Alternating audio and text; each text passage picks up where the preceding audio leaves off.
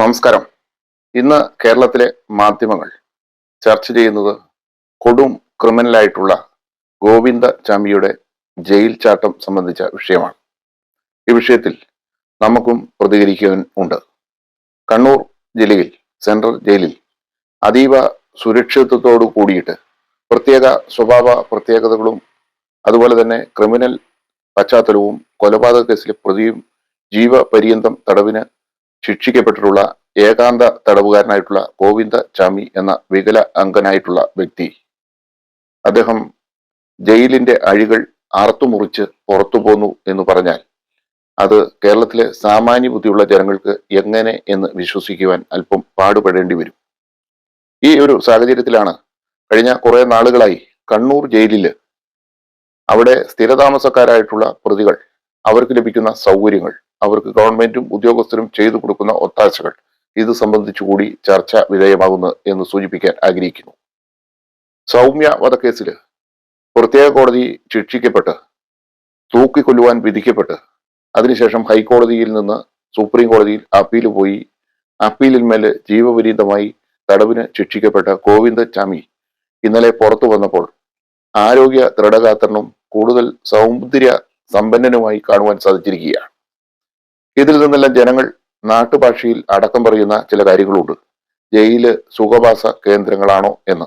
Mutton, chicken അടക്കം വ്യത്യസ്തമായ വിഭവങ്ങൾ ഒരു മനുഷ്യന് ആവശ്യമായിട്ടുള്ള ക്വാണ്ടിറ്റിയിൽ സയന്റിഫിക് ആയിട്ട് പ്രൂവ് ചെയ്തിട്ടുള്ള ആ ക്വാണ്ടിറ്റി പ്രകാരം നൽകപ്പെട്ട് എല്ലാവിധത്തിലുള്ള സൗകര്യങ്ങളും ജയിലിൽ ലഭിക്കുന്ന സാഹചര്യമാണ് ഉള്ളത് എന്ന് പത്രമാധ്യമങ്ങളും അനുബന്ധമായിട്ടുള്ള വർത്തമാനങ്ങളും വരുമ്പോൾ ഗോവിന്ദചാമിയുടെ രൂപവും ഭാവവും ആരോഗ്യ ദൃഢഗാത്രതയും നമുക്ക് ഇതിന് ബലം നൽകുന്ന കാര്യമാണ് എന്ന് സൂചിപ്പിക്കുവാൻ ആഗ്രഹിക്കുന്നു. ഒരു വികലാംഗനായിട്ടുള്ള വ്യക്തി എങ്ങനെയാണ് പല നാളുകളായിട്ടാണെങ്കിലും ജയിലിന്റെ അഴികൾ അറുത്ത് പുറത്തു വന്നതെന്ന് സംശയം നിലനിൽക്കുന്ന കാര്യമാണ്. എല്ലാ ദിവസവും ഇൻസ്പെക്ഷൻ ഉണ്ട്, എല്ലാ ദിവസവും സെല്ലുകൾ പരിശോധിക്കുന്നുണ്ട്, എല്ലാ ദിവസവും കുറ്റവാളിയെ നിരീക്ഷിക്കുന്നുണ്ട്.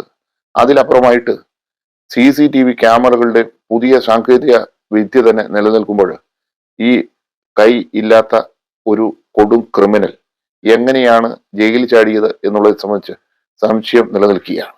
ഈ സംശയമാണ് ഭരണകൂടത്തിന്റെ ഒത്താശയോട് കൂടിയിട്ട് രാഷ്ട്രീയമായിട്ട് കേരളത്തിന്റെ മുൻ മുഖ്യമന്ത്രിയുടെ അദ്ദേഹത്തിന്റെ ശപഥാപവുമായി ബന്ധപ്പെട്ടിട്ട് 3 ദിവസമായി വാർത്താ ചാനലുകൾ ആ വ്യക്തിയെ ഫോക്കസ് ചെയ്ത് കാര്യങ്ങൾ സംസാരിക്കുമ്പോൾ ആ വാർത്തയ്ക്കൊരു മാറ്റം വരട്ടെ എന്ന് കരുതി ചില ഭരണകൂട താല്പര്യങ്ങൾ അതിന്റെ അടിസ്ഥാനത്തിൽ വാർത്തയ്ക്ക് ഒരു ട്വിസ്റ്റ് ഉണ്ടാക്കിയതാണോ എന്ന് തന്നെ സമ്മതിക്കേണ്ടിയിരിക്കുന്നു.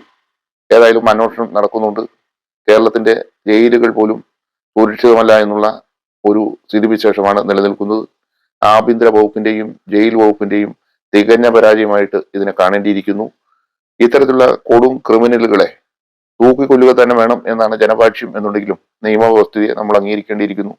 എന്നിരുന്നാൽ പോലും ഇനിയും ഇത്തരത്തിലുള്ള ആളുകൾ അവർ സർക്കാരിന്റെയും ജനങ്ങളുടെയും ടാക്സ് പണത്തിന്റെ ഒരു വിഹിതം മട്ടനും ചിക്കനും കൂട്ടി ഭക്ഷിച്ച് സുഖലോലുപരായി ജയിലിൽ എല്ലാ സൗകര്യങ്ങളോടും കൂടി കഴിയുന്ന ഒരു വ്യവസ്ഥിതിക്ക് തന്നെ മാറ്റം വരേണ്ടതായിട്ടുണ്ട്.